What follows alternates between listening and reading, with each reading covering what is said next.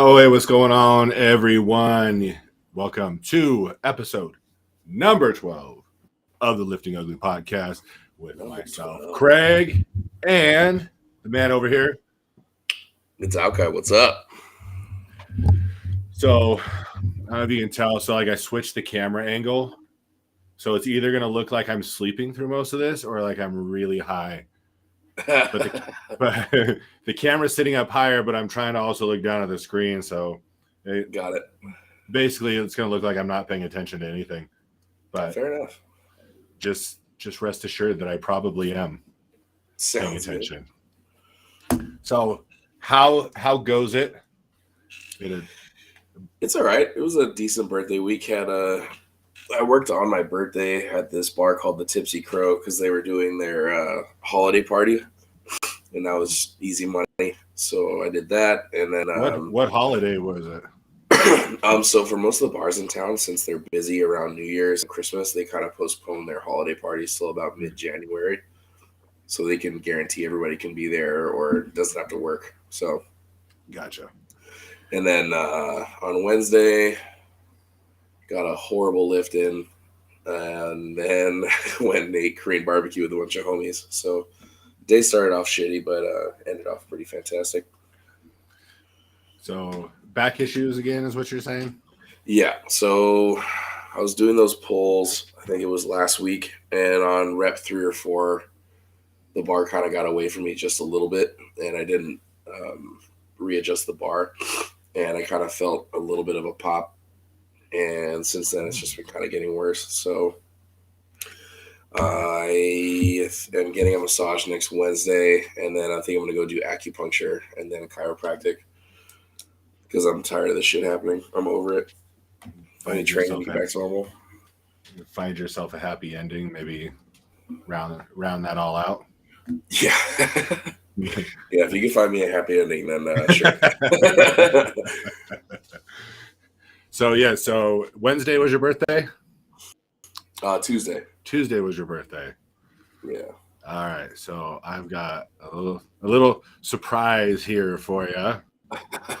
Okay. For Alkai's birthday, we're gonna bring this up.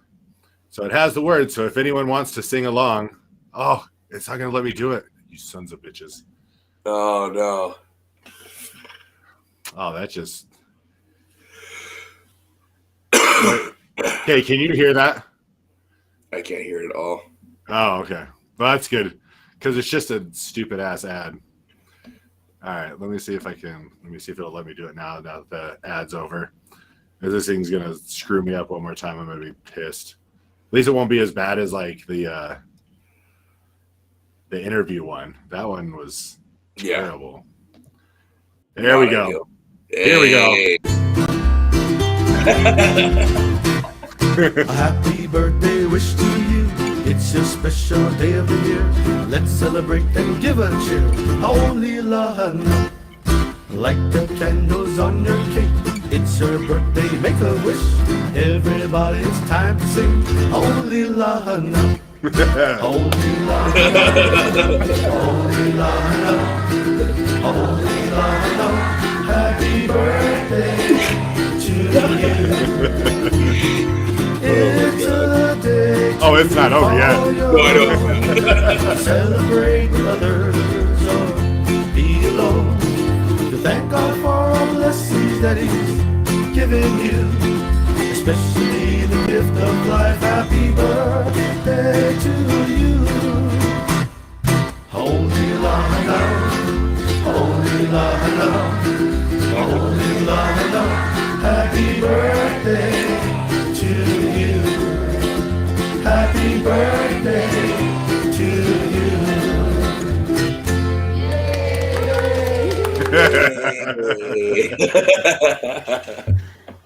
Oh, so that was like the there was one that was, oh my gosh, it was like I was just looking up Hawaiian birthday, like if there was like just a Hawaiian birthday song. Yeah. And that was probably like the least obnoxious one. That's fair. There's one, it was like these cartoon girls singing the Hawaiian happy birthday song, but it's just like just bad. super, just super bad. And I was like, oh, that's gonna be the one. I'm like, I No, want that's to put not the it. words up there, Yeah. just in case anyone wanted to try and sing along and actually be able to pronounce those words. Just in case 99% of our know what the hell that song is saying. That's right. What's funny is I told Bo yesterday, I was like, oh, you got to check out what I found. I'm going to play the Hawaiian birthday song for Alkai. He's like, there's a Hawaiian birthday song? Yeah. I had no idea. So I played it for him. And then I played him the really weird one. Yeah. So he was pretty stoked about that. So that's my birthday surprise for you. That was fantastic. Thank you. One wonderful Hawaiian birthday song for our boy Alkai here. I needed that pick me up. So are you 27 now? 28. 28. I know. You're like knocking on death's door now. I know. I'm getting there. I feel it. Well, so you go from you turn 28 and then get a back injury. Yeah. That's the best. I mean, the worst, but it's the best. Well, I've had some friends tell me, like, oh, 28's the best year I've ever had. And I'm like, well, I'm starting it off pretty shitty, so thanks. I always thought 28 was a pretty inconsequential type of year. Well, let's hope that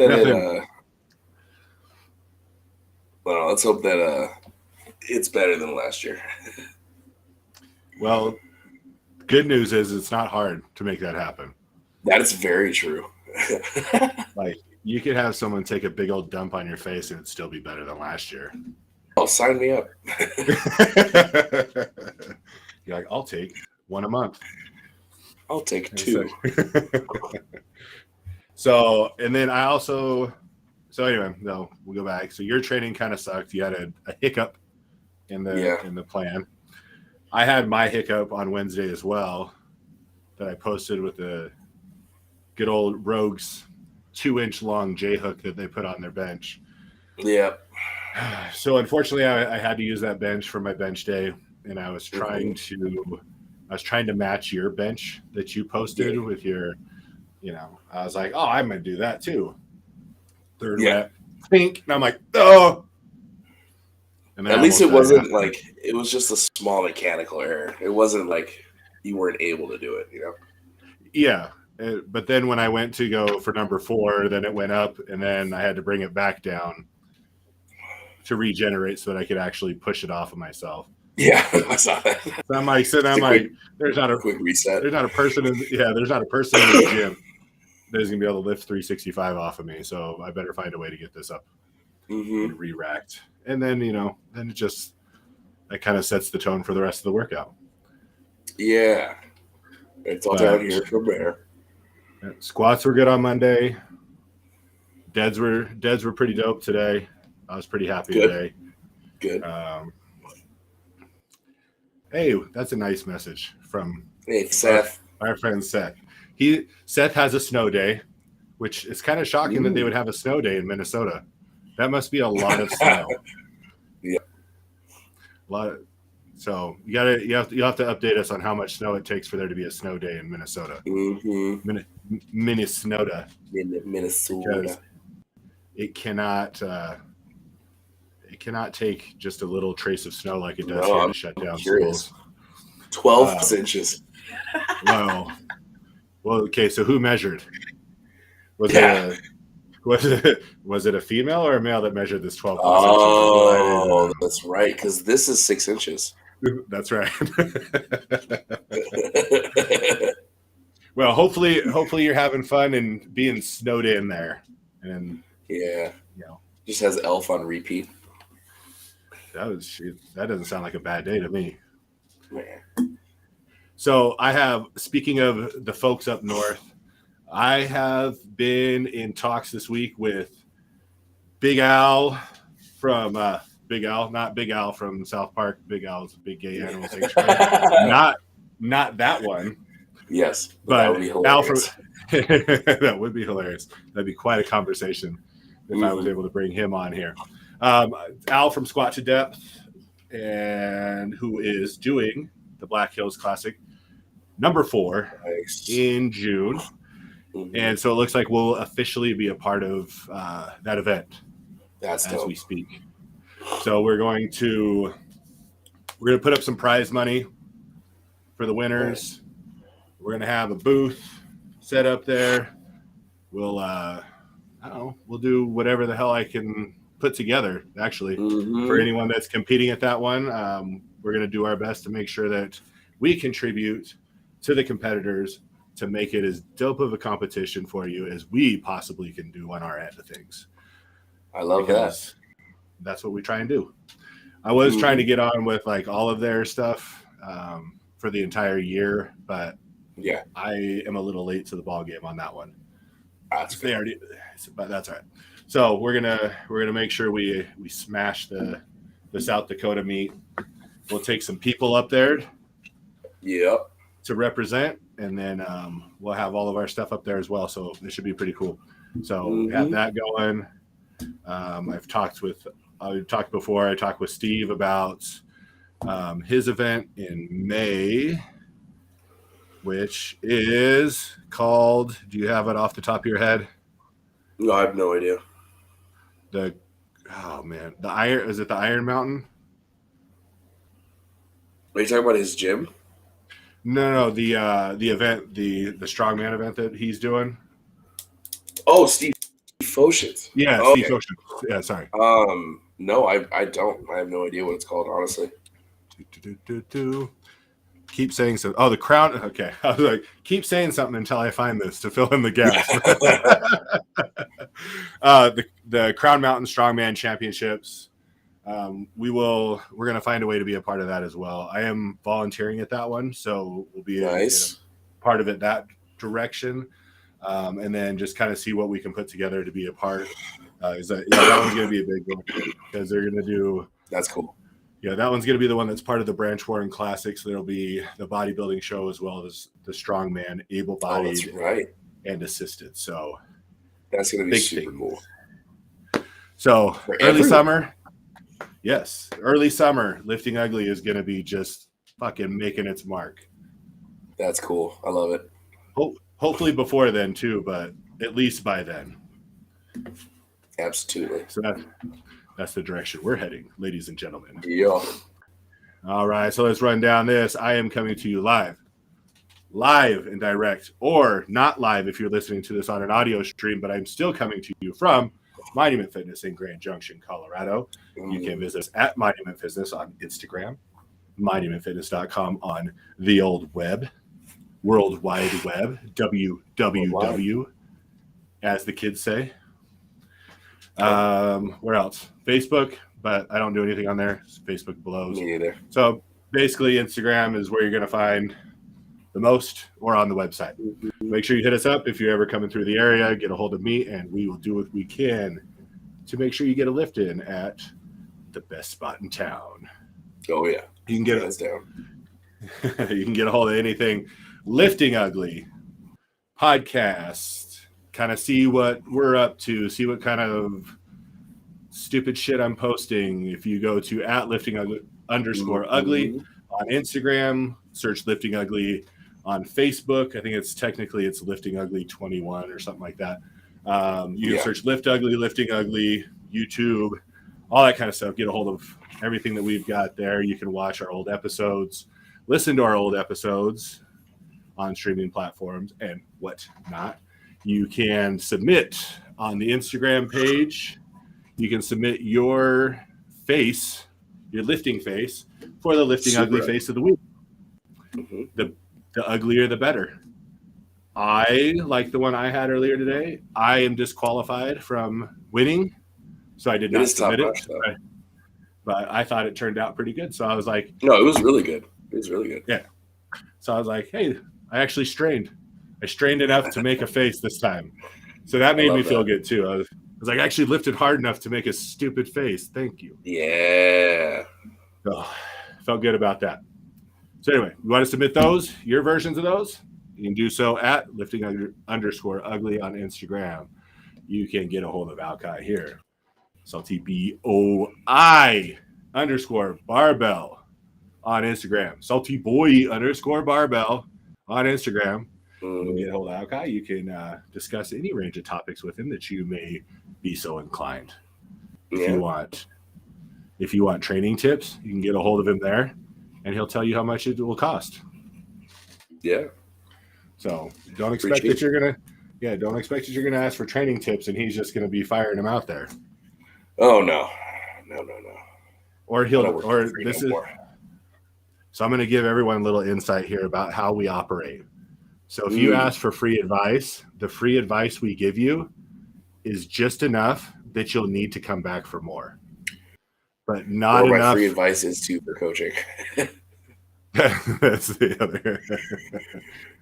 My free advice is it only hurts if you fight it. Yep. So pay for coaching. Get what you pay for. If you want free advice, you get what you pay for. And anyone who gets paid to coach will give you what you pay for if you want free advice from them. The end. All right. For any life insurance, retirement needs, you can get a hold of me at Craig_Legacy_life. If you so desire, anyone out there that possibly listens that thinks that might be a great idea, feel free. I will do what I can to help you out. For any graphics or art or anything computer related needs having to do with such things, you can get a hold of our guy Zon, zontopia.com, at Zontopia. He is the man behind creating all of the graphics for the apparel on the website, for the logos for Lifting Ugly, and for helping to set up the website in general. He got the basic set up and walked me through how to do it, and luckily now I can kind of navigate through a little bit better. But aficionado. He's the man behind the plan for that part of things.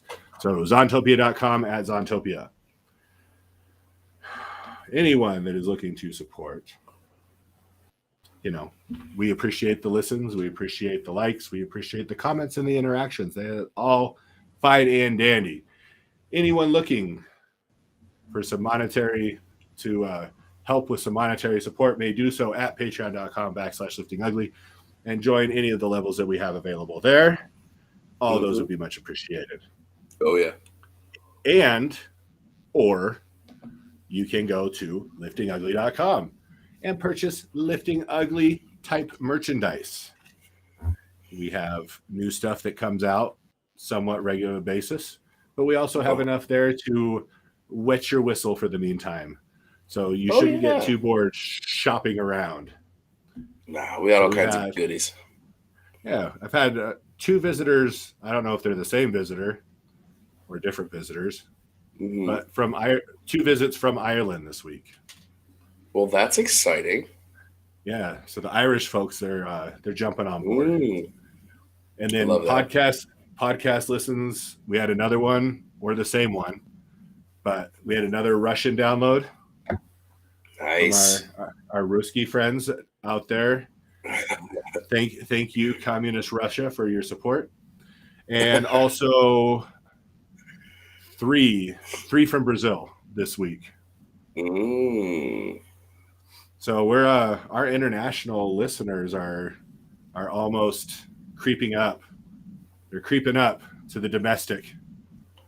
That's exciting. So it is exciting. So we're gonna be like underground hip hop artists. Oh, we're gonna be bigger outside the States than we ever will be inside the States. I see this happening now. we'll be requested to go do things in Europe, and they'll love us, and then we'll come back here and people will be like, "Who the hell are you?" Yeah. Well, we're big in Europe. Yeah, we're big in Europe, but you know what? Whoever wants to hook us up, whoever wants to show the love, we'll take it. So again, any Lifting Ugly gear, shirts, hats, phone cases. We had flags that dropped last week that you can fanny get, packs. And fanny packs. It's for all your fanny packing needs. Oh yeah, I like it. I think it's a pretty cool fanny pack, and I'm not a fanny pack person. Fanny pack. And I may rock that. Yeah. Ooh.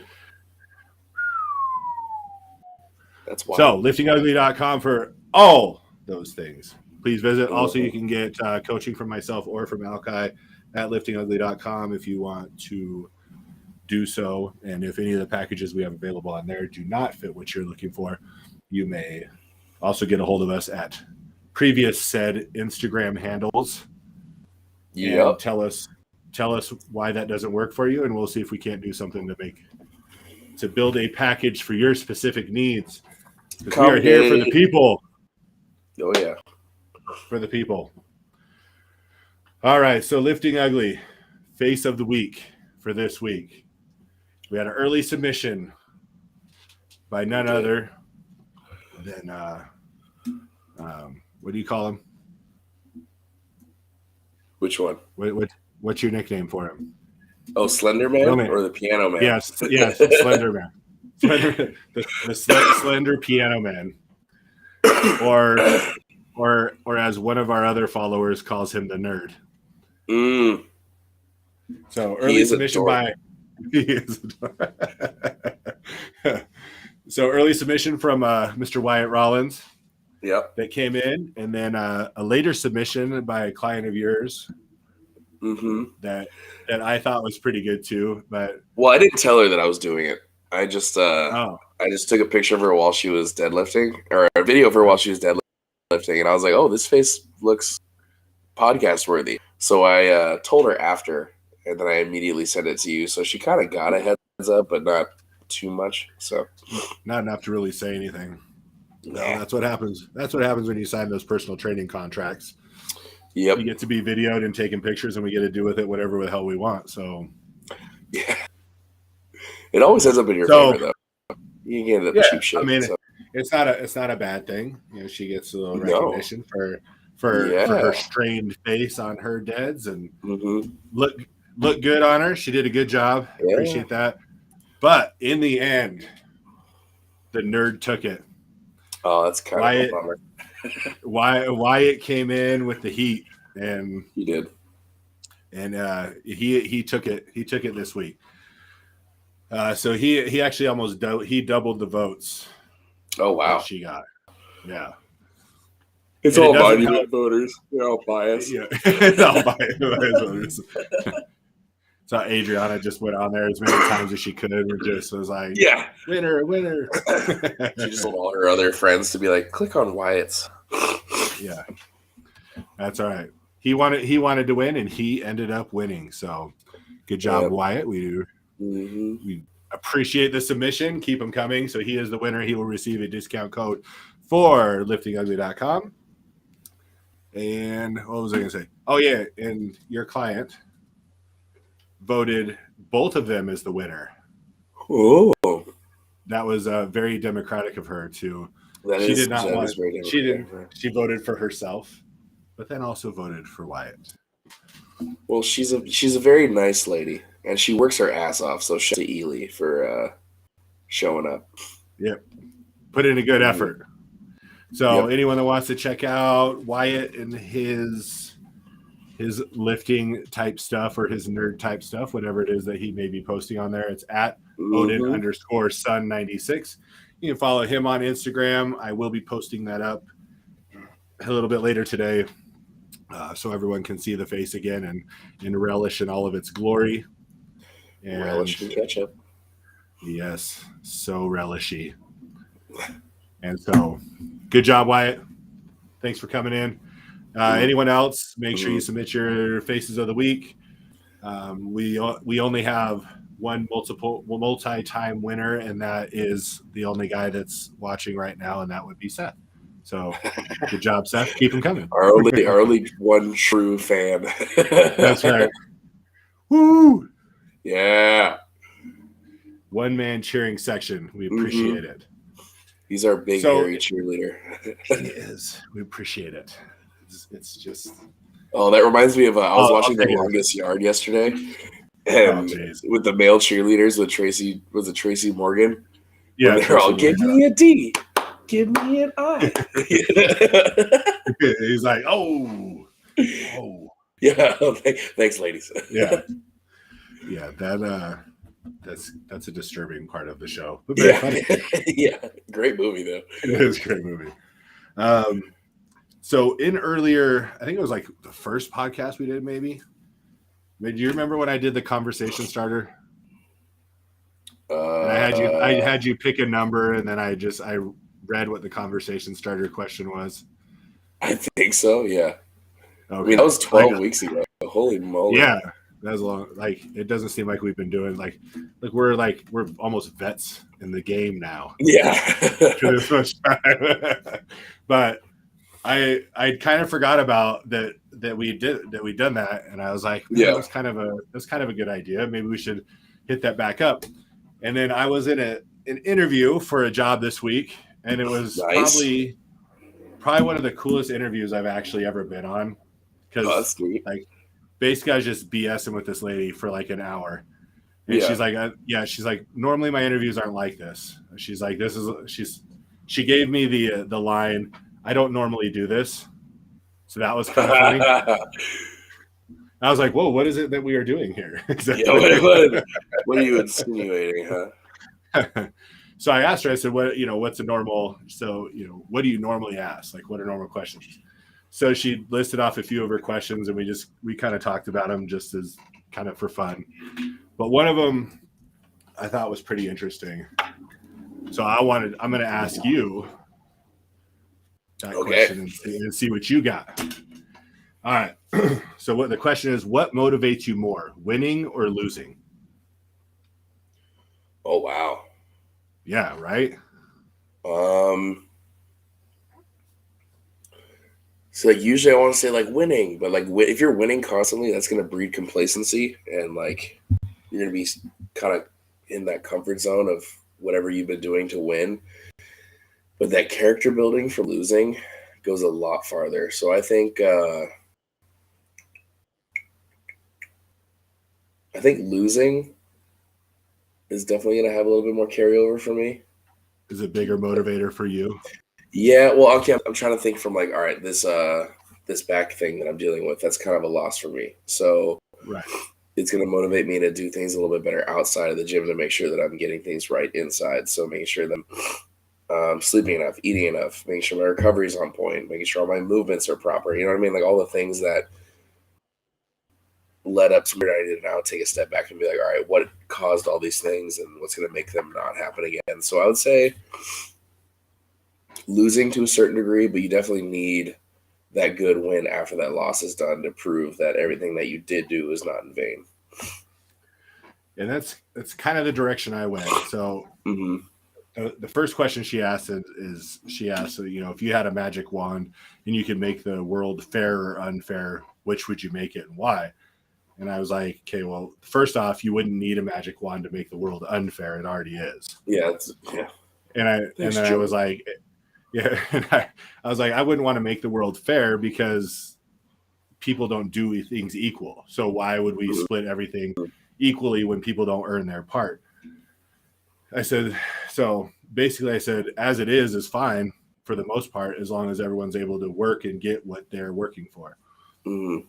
So I was like, okay, so what's your answer for that? And she's like, well, she said, I would make it fair opportunities for everyone. That's fair. So everyone, and I was like, well, that's a good cop-out answer for that. Yeah. So this is what I'm telling her. She's conducting the interview, and this is what I'm telling her, just because it was that kind of conversation. Yeah. And so I gave her my cop-out answer, and I even started out that way. I said, here's my cop-out answer for the winning and losing. Yeah. It's all circumstantial. I mean, there's certain times when a win is super motivating. Yeah. But like you said, if you get consistent wins, it's hard to stay motivated when you don't feel anyone can touch you. Yeah. So like example being like here at the gym here at Monument Fitness in Grand Junction, Colorado, just have to throw an extra plug in there. So like before your whole crew and all the other big time lifters started coming in here, it was, small time bodybuilders and average Joe, which is great. We still have them. We love them. Thanks for being members. But for me, I was at a certain point and I was just like, okay, well, this is good enough.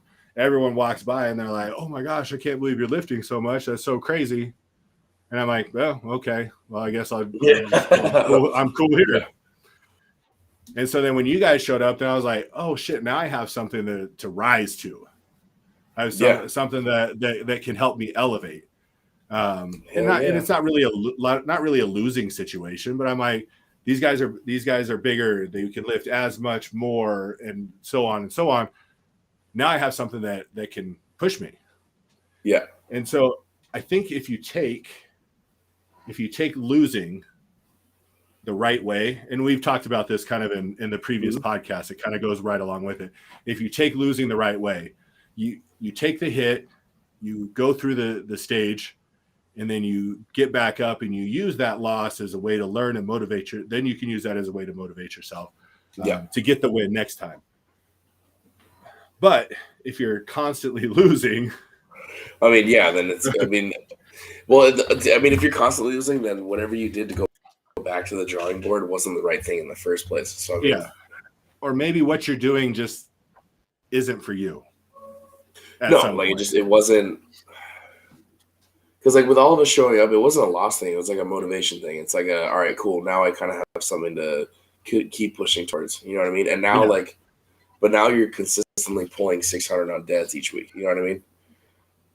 You know, like who knows where you would be at with equipment wise or this and that if we never graced your gym with our fat, ugly presences.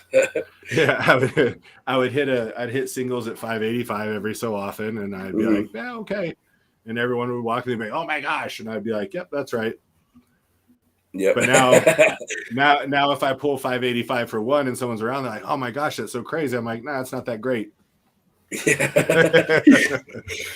should be so much better. I'm like, I can only get one. That's bullshit. Yeah. I should be pulling multiples. Mm-hmm. So that's why I was excited today, is I was able to crank that out for multiples. And so to me, that was a win. So that's a motivation. And so that's a winning motivator for me. Good, man. Because it's setting me, it's showing me that I'm heading in the right direction. So that's whatever like linear direction you're choosing is definitely working, which is fantastic. Yeah. And I'm 2 weeks off everything, so I have nothing assisting me. That's fair. I'm about to get back to my normal self here because I'm tired of feeling tired. Being Mr. Lethargy. Yeah, Mr. Lethargic and getting injured and shit. And I want to expedite this weight loss process. I'm tired of how slow it's going. Where are you at now? Dude, I'm still like I can feel my body fat dipping, but I'm still at like 315. That's still pretty good for you, though. I mean, like I have to kind of take into consideration that I am still a dense human being. So, I mean, and I was looking at like just our bone structure between me, my dad, and my brother. Like, we're dense people. So I feel like this whole thing's gonna be weird, and it's gonna be a little strange, just weight loss wise, just because I'm doing it actually right this time, and not neglecting things that should have been neglected. So yeah. I'm making sure that I'm getting most of my protein in each day, which I'm at if not at or just below a gram per body weight. So that was the biggest thing with losing weight and not losing a whole bunch of strength, is making sure my protein intake is on top of it. I just need to make sure my fat intake is where it needs to be and not any higher, especially when I hop back on, because it's just extra cholesterol. So make sure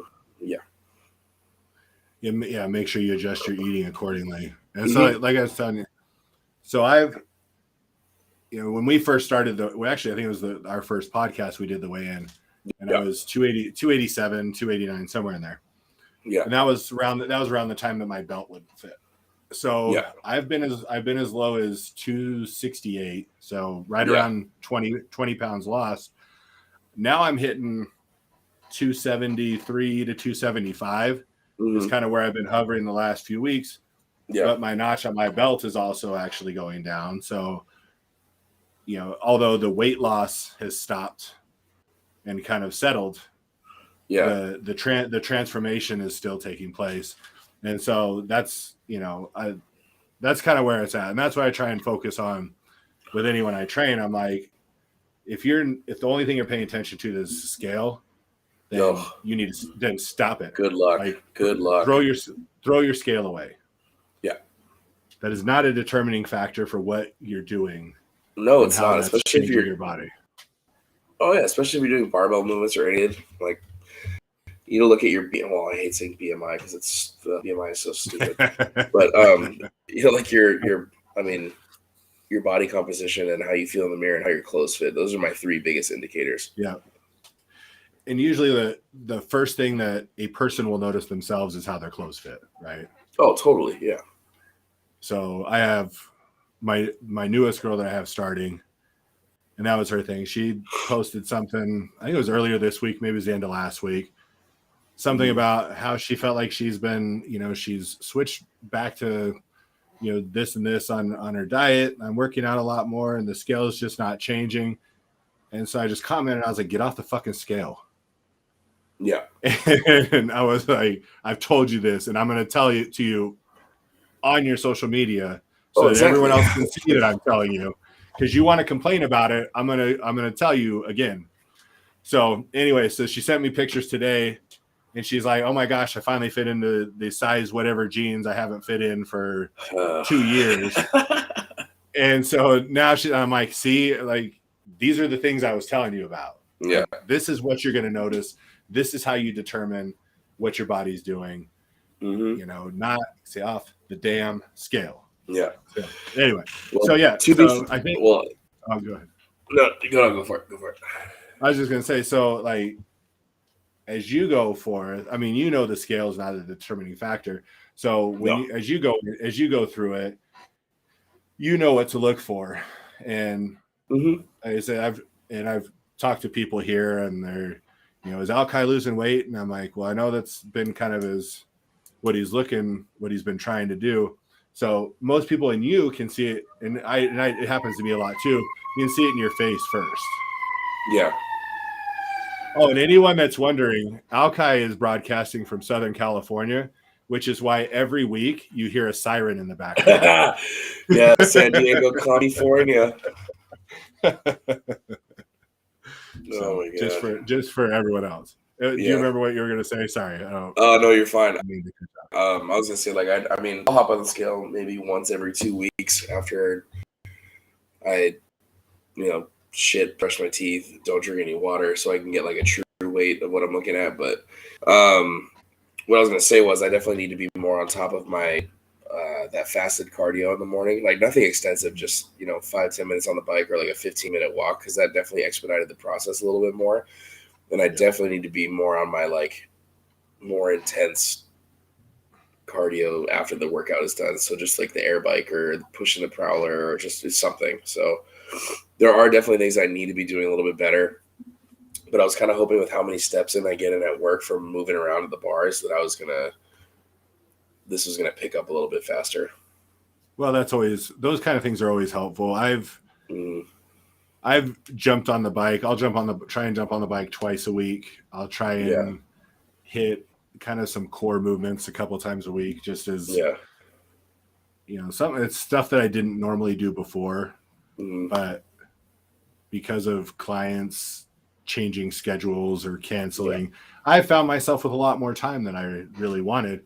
So I'm like, oh, well, I might as well jump in and spend an hour, and I'll do some core, I'll do some, you know, accessory work, and I'll jump on the bike for, you know, 10 minutes. And it seems to help. If nothing else, my abs are sore, which they're usually not. And so I know they're still there. Fair enough. They haven't disappeared. Well, I have a beach cruiser down here too that I just need to change the tires on. So I think once those tires are fixed, I can start doing that a little bit more as well.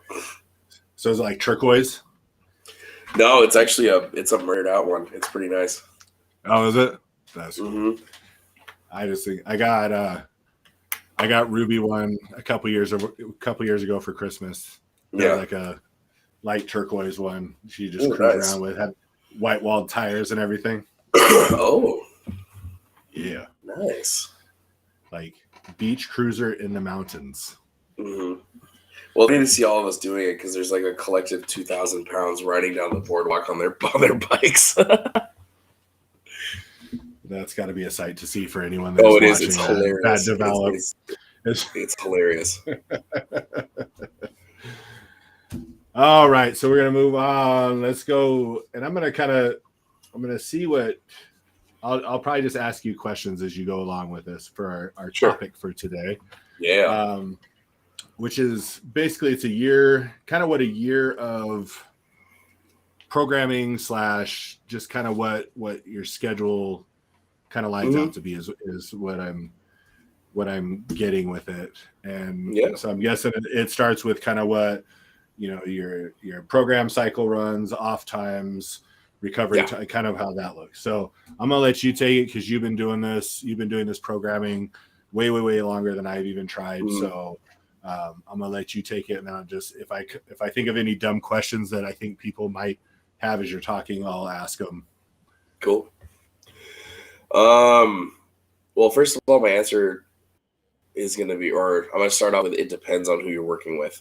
Are you doing linear training? Are you doing block training? Are you know what I mean? There's all kinds of different modalities that you can use to get to where you want to be. Ideally, let's stick with linear right now, just because that's nice and easy.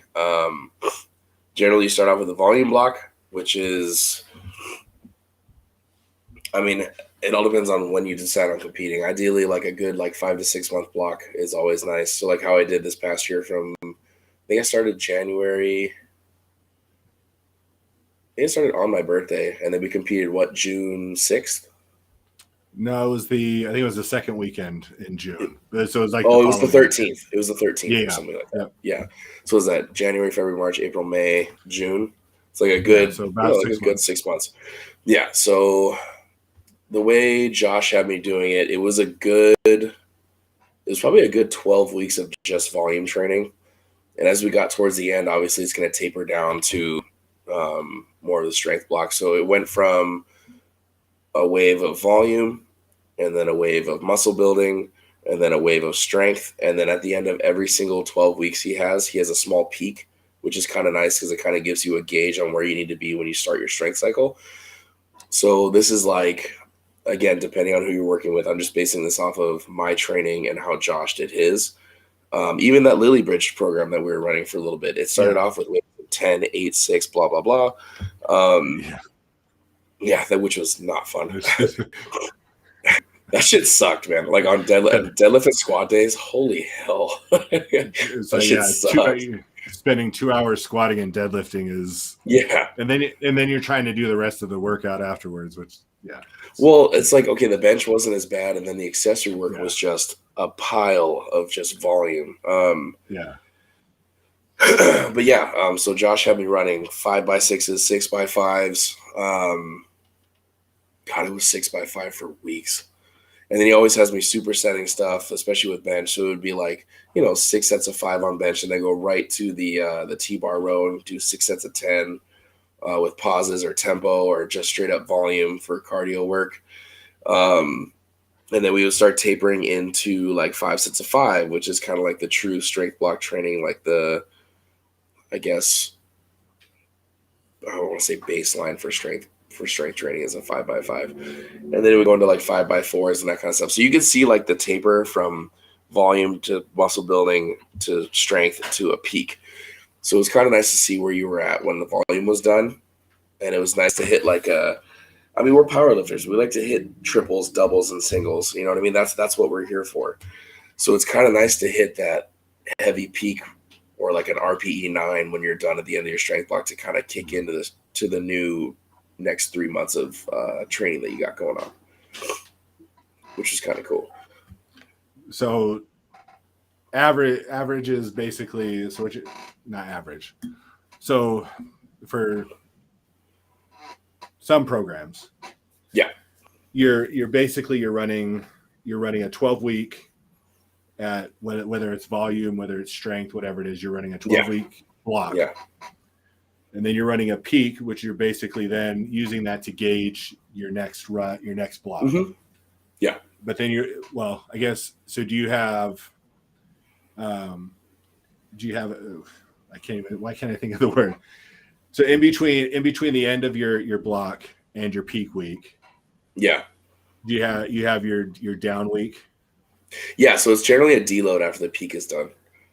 So Yes. peak. So we always Okay. so we always line it So up to like you block, hit peak, deload. Yeah. And that deload is definitely necessary because you haven't hit, heavy singles or a double or a triple since the last time you competed, right? So it's been a good like 12 to 13 weeks. So it's kind of nice to have that downtime so your body can get the rest it needs because you haven't hit that shit since, last time you decided to compete. So basically, you're 14 weeks later. Mm-hmm. Just about, so, yeah. So roughly 3.5 months down the road. Mm-hmm. So yeah, about 3.5 months down the road, then you're starting your next block. Yeah, that's true. It's mainly strength into a peak. So strength into peak, which is then going to carry you into the meet that you're doing. Yeah, so a further deload after that is done, and that was the one thing with Josh that I really liked was if I was feeling run down and we had to hit a peak early or we had to hit a deload early, it was super flexible and it was easy to work around with because there were weeks where like dude, I can't hit a peak this week. There's no way in hell it's gonna happen. He'd be like, all right, cool, we're gonna switch right to a deload and then rest up, eat, do your thing, and then we'll hit that peak the next week after that.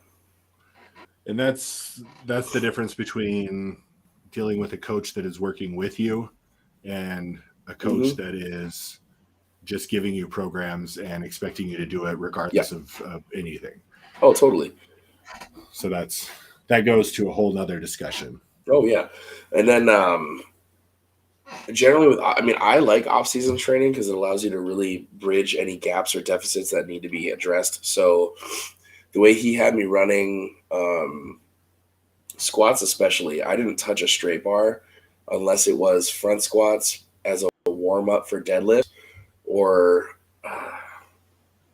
it was always a 2 set of 5 or a 3 set of 5 as a warm-up for deadlift. So I didn't touch a straight bar as like a real working set until the end of my volume block. So it was all safety squat bar work, which those that need help with learning how to brace their torso and getting their lower back involved and learning how to brace a little bit more properly with their squats, definitely the route to take. I super enjoy SSB squats. So as an off season or even something that needs to be addressed during the strength block, if it needs to be as beltless back down sets or something like that, it's definitely something that should be implemented in your training. It's huge. It definitely had a huge carryover. I could tell that it definitely helped a lot with my bracing when it came to a straight bar. It stopped my torso from dipping forward and it let me really focus on my brace, which is huge, obviously, for squats. Nice. Okay, so we have 14-week block. Yep. Usually volume-ish, something in that area. Yeah. And then after that would be basically a 2.5. So you're looking at like a 10-week strength block. Yeah, and again, it all depends on how long you have in between your meets, Yeah, so you're 8 to 10 weeks that you're running your strength. Mm-hmm. And then as you go into your meet, which is going to be another week, probably at least a week after you run your peak, then you've got then you have your recovery time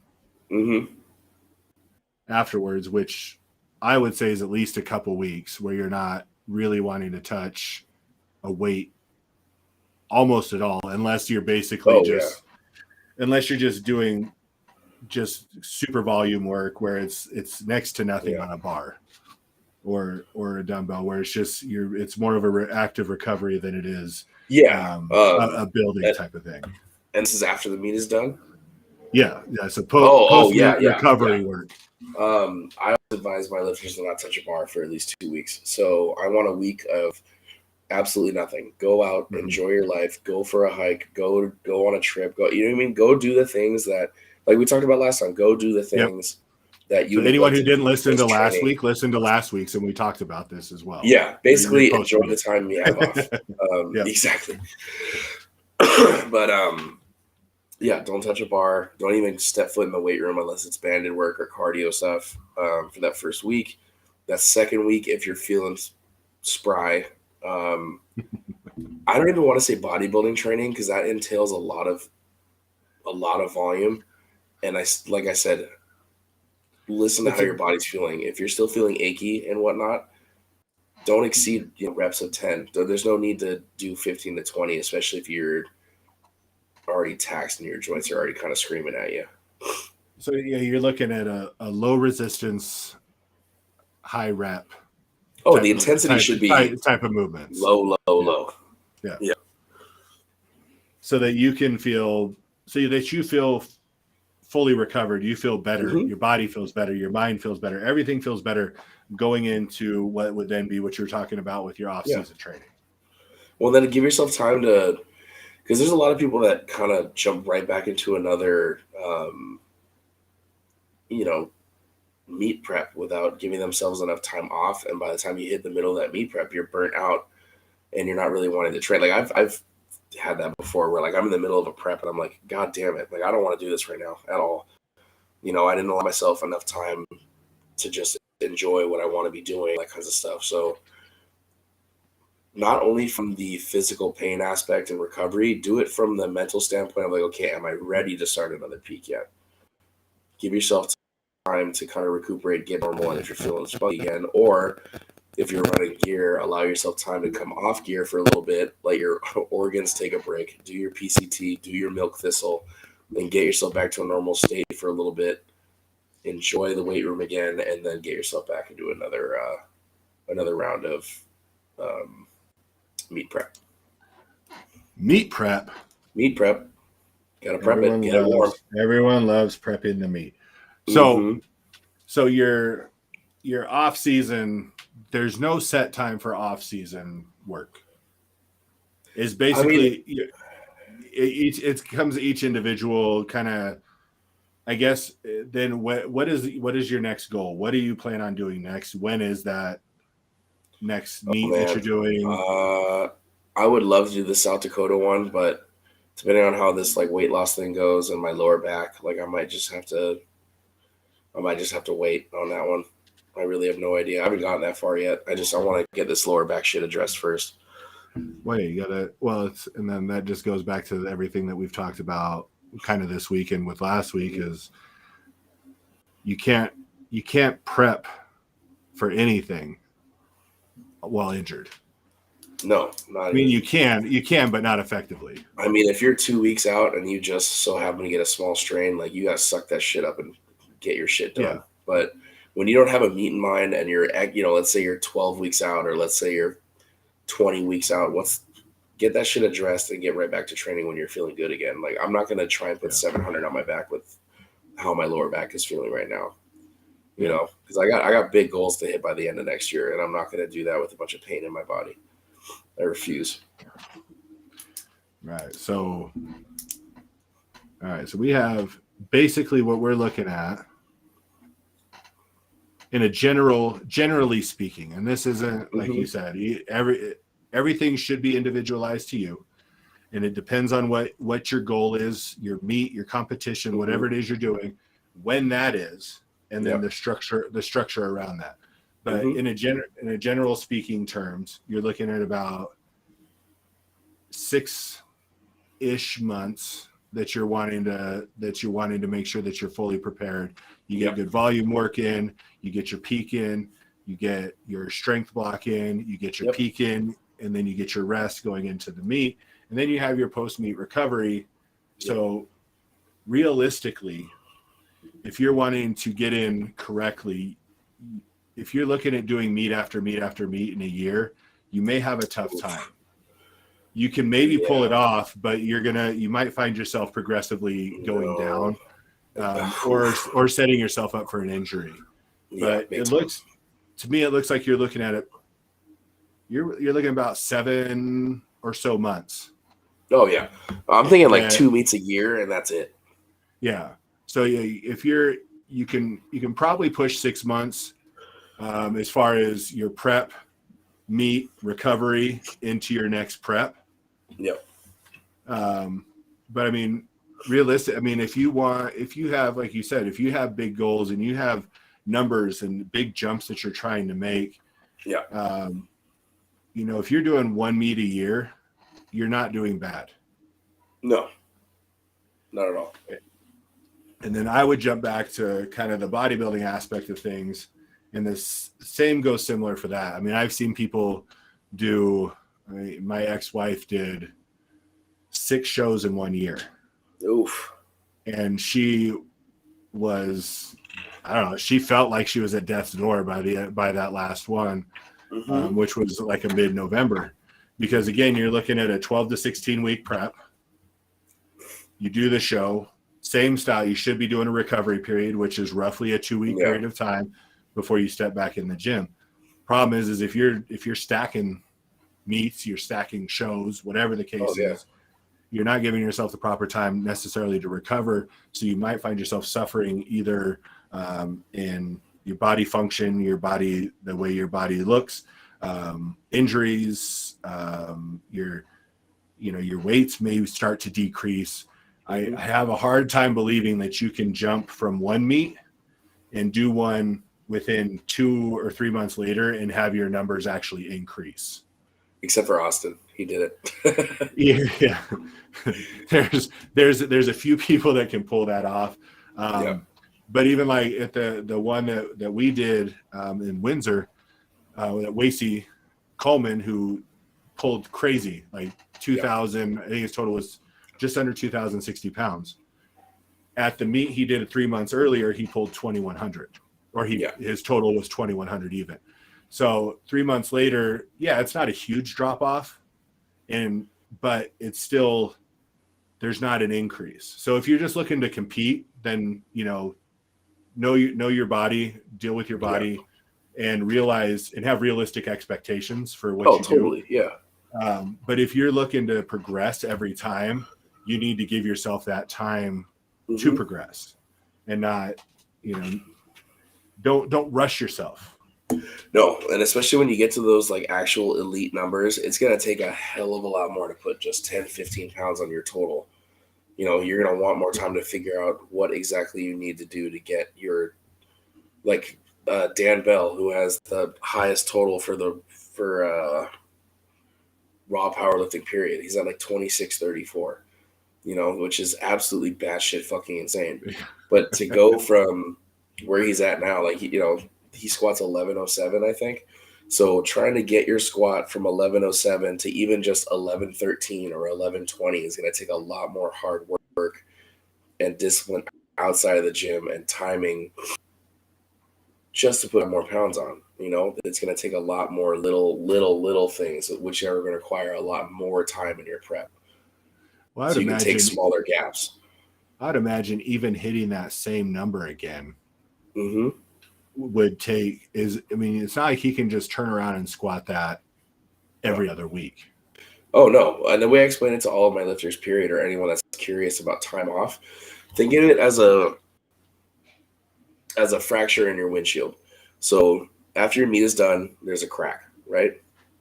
So if you decide to not let those little micro fractures heal in your spine, every time you put something on your back, a rock hits your windshield and it cracks again, or you hit a bump and a rock, or it cracks again. You know what I mean? Like, you're just going to keep getting all these micro fractures and all these little things wrong with your spine until it finally explodes and your windshield is gone, and then you can't lift, period, because your back is so toast. Like a lot of the advanced lifters will take 2 months off after their meet is done just to make sure that they can get back to normal. Like even with bodybuilders, like you can't be sitting at 4% fucking body fat for that long without getting sick. Like your poor kidneys and liver. Like, allow yourself time to get back to a normal state. Well, and that's when you talk about elite bodybuilders, they do one show a year, maybe two, maybe do a qualifying show, and then they do the big show of the year. Other than that, they're recovering, they're prepping for the next go round.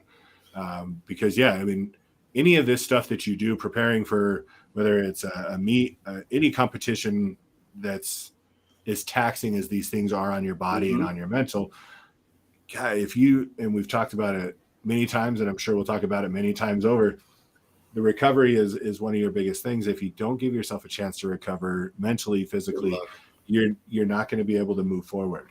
It's just, you're going to keep going on a backslide until something until you hit some kind of wall. Well, and that's that what you wall don't can be want. something that's bad. Yeah, bad. and that's definitely something you want to stay away from. Mhm. So, all right. Well, I think that hopefully that kind of covers what people may have. You know, if anyone has a question on what they're looking at as far as training goes in a year's period of time, is be realistic. I mean, and that's kind of what a lot of it Oh, is. totally. Yeah. Well, don't start lifting and expect that you're gonna be competing in anything in the first few months, or don't just decide, hey, I like powerlifting, I want to do a meet, and there's one in February, I want to do that. No, you should get at least a good year of training in first. Yeah, get In that my in there, opinion. and then make sure you get your prep done right Mm-hmm. going into it, and then obviously your recovery. So yeah, again, if you're going to push yourself, you're looking at a couple a year, and that you'll be able to be successful in. Otherwise, if you're pushing more than that, you're kind of setting yourself up for either disappointment or hopefully just disappointment. Hopefully it doesn't get any worse than that. Well, just listen to what your body has to tell you. The second you start ignoring that, you're fucked. You're going to keep running into the same problems. You're going to keep getting burned out on training. You're going to keep getting injured. Your dedication is not going to be where it needs to be. Like, it's just, allow yourself time to get back to normal. Hey, your frustrations build, which then Totally. will cause a number of other issues inside the gym and outside the gym, because as any of us know, it all carries over outside the gym. A good lifting day carries outside, a bad lifting day carries outside. Carries more. Yeah, more so. And unfortunately for the people around us, it does that. All right. Well, now it is time for dun, dun, dun, white lights, red lights. All right. Okay. If you would please be so kind as to give a brief explanation to anyone who may not know what white lights or red lights have to do with anything, fill them in, please. Okay. So it's your first meet. They're giving a briefing on the rules. They're letting you know what you can and can't do, what your goals are, what your objectives are. Listen to the judges, blah, blah, blah. At the end of the day, what we're here for is 2 or more white lights. That is a passing score for powerlifting. Unfortunately, if you get 2 reds, that's not a passing score. Or if you get, you know what? I sometimes even like seeing one white and 2 reds, because that means you did your absolute best. Even though you didn't lock it out or you didn't finish it, you still gave it your all. But at the end of the day, we are here for 2 whites or 3 white lights. 3 whites is good. 3 reds. 3 whites is good. No good. Mm-hmm. All right. So this week we have musical combinations. All right. So first up, the combination of rock and rap together. Oh, I remember having this conversation with you.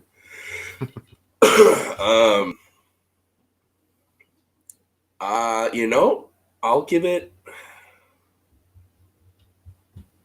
give it 2 whites, because it can turn into some real iconic stuff.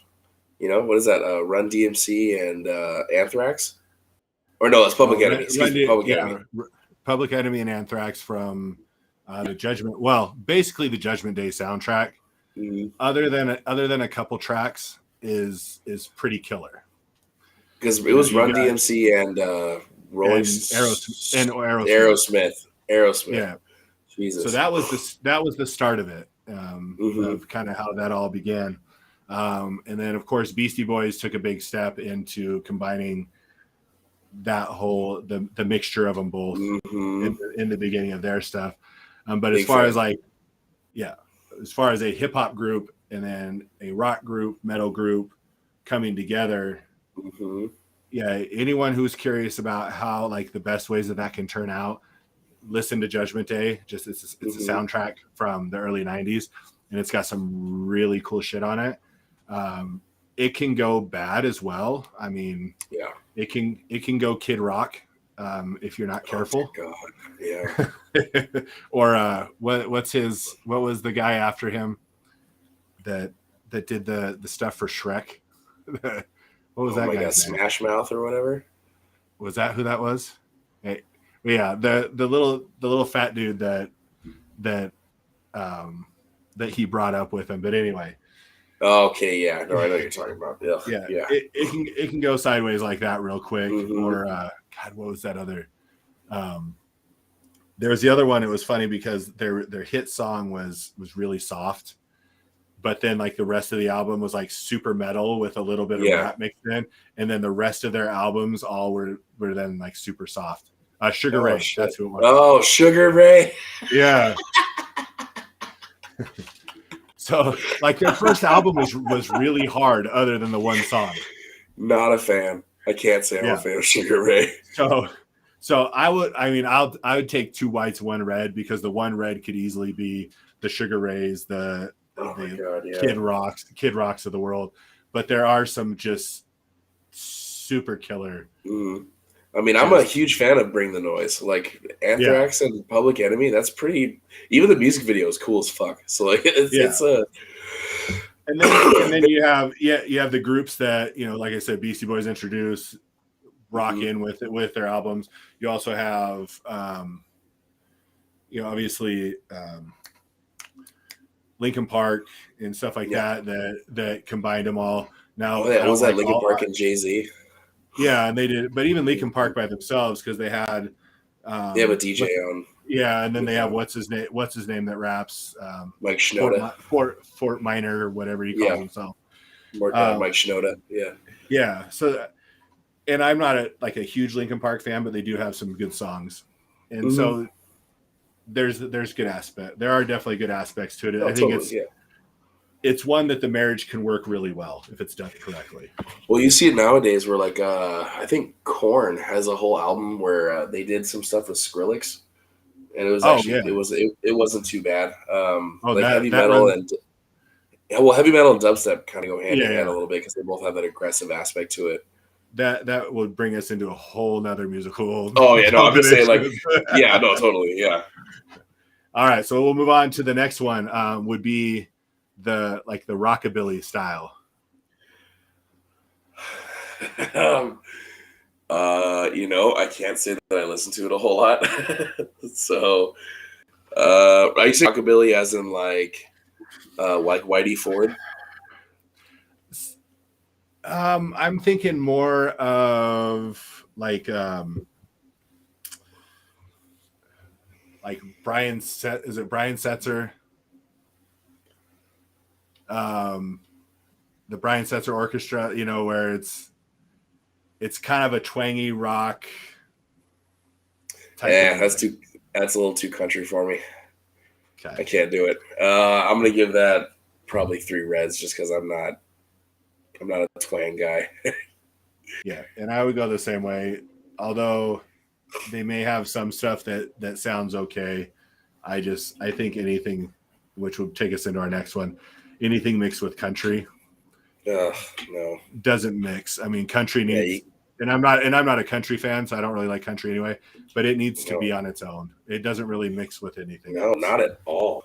Ugh. So which then brings me to my next one, which is it's a newer evolution that bothers me.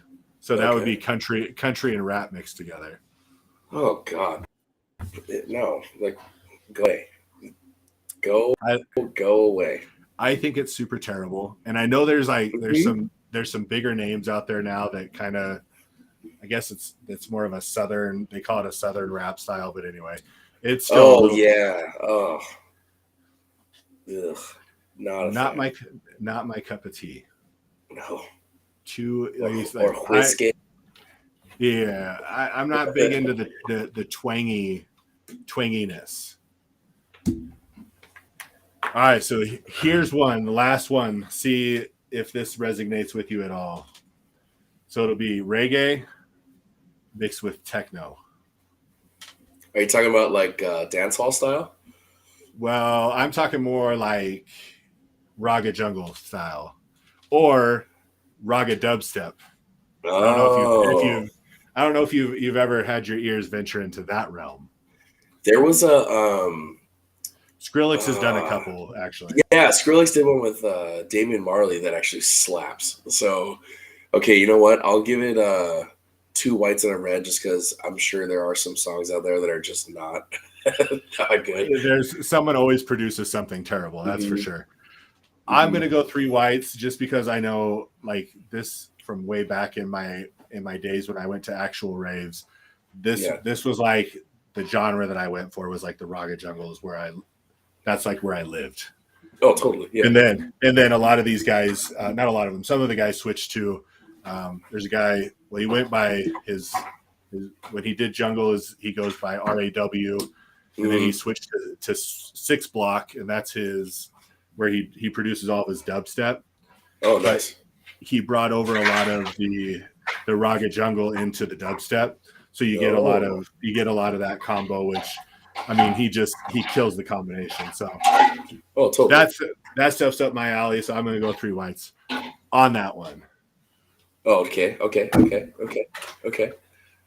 All right. So if you're more curious if anyone's more curious about these, you should go check them out. You know, I think reggae is a vast knowledge. Yeah. I think reggae mixes with a lot of things other than country. Nothing like even with Nas and Damian Marley had that whole album together. Was it distant cousins or something like that? And then you have cool. I mean, you go back to like Fuji's where there's a very heavy reggae influence into their styles. Absolutely. But you brought up dance hall. Dance hall is another one. If anyone wants something that they have no idea what the people are saying, but it's like just super bouncy. Look up dance hall reggae. Yeah, there's some killer stuff on that. And basically, it's like, so if anyone remembers when Sean Paul, he's the best example of like what actual dance hall sounds like. Yeah, and that became popular. There's other guys that have done it, like Shaggy, but that's more of a pop kind of veered dance hall style. Oh yeah. Sean Paul he's more on point with what, but that's good shit too. I like that stuff. I'm big with that. Cool. All right. So again, I'm coming at you from Monument Fitness at Monument Fitness. Alkai's coming to you from California. That's why you hear sirens. You can get a hold of anything Lifting Ugly at lifting_ugly. Search Lift Ugly, search Lifting Ugly. You'll be able to find our podcast. You'll be able to find our social media. You'll be able to find us. We got all kinds of stuff for you. Cool shit. And dumb shit you can laugh at as well. You can follow Alkai. Salty Boy with an I, not a Y, _barbell is where you can find him and get a hold of him. And he can link you to his cyber terrorist network under I'm a threat to this nation. He is. He's sneaking in there. And now we have the backing of communist Russia, so everyone better watch out. Coming from California. Thanks, Seth. We appreciate it. Love your comments. Champ. Love your input. It's always appreciated. Life insurance, Craig _legacy_life. If you don't want to, don't worry about it. If you want to, great. I'll hook you up. Graphic arts, art in general. You can hit up zontopia.com at Zontopia. He does paintings. He does computer graphics. He does logos. He does it all. He is a multi-talented artist. Yes, make sure you go check him out for all sorts of kind of cool shit he's got up there. All right, you can support us with monetary funds, which would be greatly appreciated. Patreon.com/liftingugly. You can check out our different tiers that we have available there. You can jump on any of those, and that would be greatly supported. We may only slightly make fun of you if you are on the Gymshark level, but it's all out of love. But it's still support. It's still support, and so we appreciate it. You can also support by going to liftingugly.com, buying merchandise. You can buy coaching programs. You can buy everything Lifting Ugly related from liftingugly.com. We kept it easy because nobody else had the website. So we were able to just do liftingugly.com. No special I love characters, no numbers. Nope. We kept it easy. Straight up. That's right. So even for some of you that may not be so mentally capable of handling complicated issues, it's even easy for you. Oh. Liftingugly.com. Make sure you check it out. Ladies and gentlemen, thank you for joining us on episode 12. We did it. Oh, we did We're here. it. 3 months in. Yes. We'll be back next week with episode 13, and we'll be talking about something else. Something. All right, ladies and gentlemen, we're out of here. Peace. Woo.